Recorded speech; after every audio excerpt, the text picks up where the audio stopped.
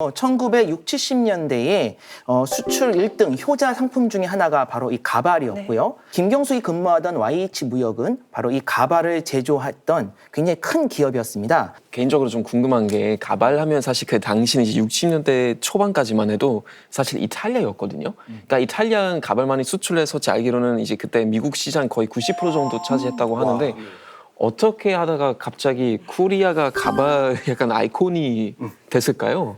사실 그 내막을 좀 보면 참 사업과 비즈니스는 운인가 하는 생각이 좀 듭니다. 네. 그 1960년대 중반 이후에 중국이 핵을 보유하게 됩니다. 몇 년 사이로 원자폭탄과 수소폭탄을 갖게 되는데 그 최초의 핵실험을 64년 10월에 성공을 하게 돼요. 그러니까 핵실험을 하게 되니까 미국이 깜짝 놀라서 제재를 가하게 됩니다.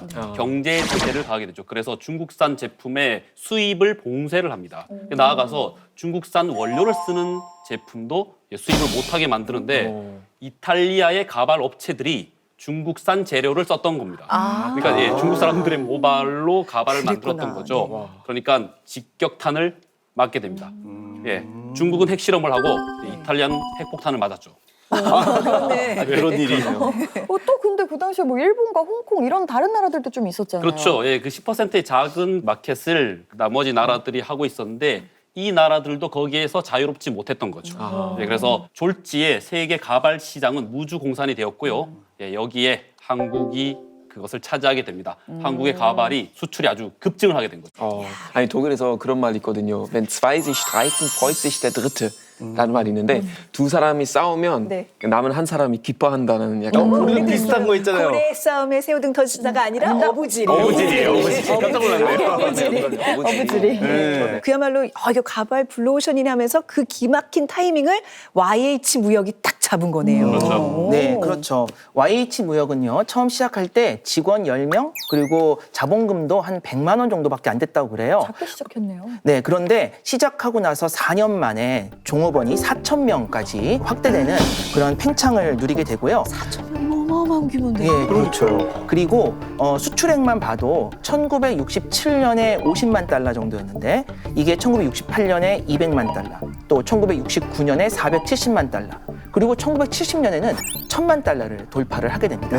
그래서 수출에 날 때 보통 이제 이런 우수 수출 업체들에 대해서 시상식이 있는데 그 YH무역이요, 대우의 김우중 회장하고 같이 철탑 산업 훈장을 받게 됩니다. 야, 그 정도로 맘먹을 정도로 회사가 잘 됐네요. 그때 당시에 뭐 대우하면 대단했잖아요. 그리고 불과 3년만 이렇게 20배 넘게 회사가 성장할 정도면 그 기세가 정말 무서웠다는 건데 갑자기 도산하지 않고서야 왜 그 회사의 노동자들이 시위를 벌이고 뭐 억울한 부분이 무엇이었을까요?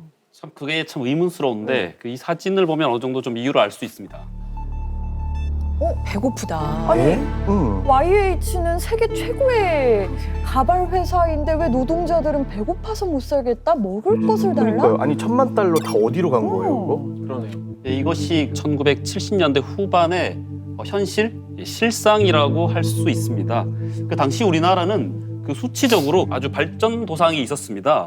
그 1970년대 후반에는 수출액으로만 봤을 때는 세계 20위권, 그리고 이때 1인당 국민소득이 1,000불을 돌파합니다.